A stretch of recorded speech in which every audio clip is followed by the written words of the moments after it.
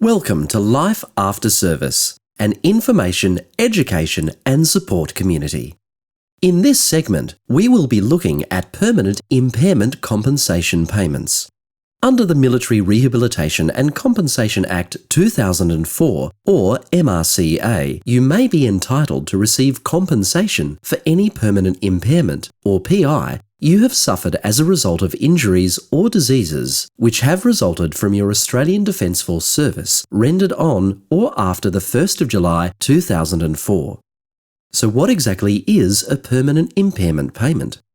It is a compensation from the DVA that is paid for any permanent physical and/or mental impairment combined with any lifestyle restrictions arising from your service. If you have an injury or disease which is accepted as related to your ADF service, that is, an accepted condition, then you may be entitled to receive compensation from DVA if you have a resulting impairment and the impairment is likely to continue indefinitely and your injury or disease has stabilised. If your injury or disease has not stabilised, you may receive an interim payment of permanent impairment compensation. This may be payable where you have an impairment as a result of your accepted condition or conditions, and the impairment is likely to continue indefinitely, and the impairment satisfies the minimum threshold levels as prescribed in the MRCA, and a final assessment of the degree of impairment cannot be made because your condition or conditions have not stabilised.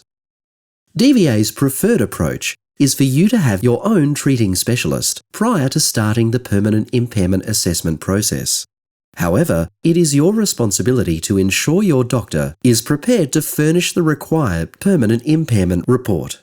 With this in mind, it is recommended that as soon as your service-related condition is accepted under initial liability, you work with your GP to arrange a referral and review of the condition with a specialist who can then go on to furnish any required reports in the future. It is recommended that you make sure you have an open referral to an appropriate treating specialist relevant to each of your accepted service-related conditions. This is important for both your health and to ensure you can fully exercise your rights under the MRCA. Please note that if you are discussing your payment choices with a financial and/or legal advisor, you should ensure that he or she has a copy of the DVA fact sheet MRC 07. Thank you for coming on this journey through transition to life after service.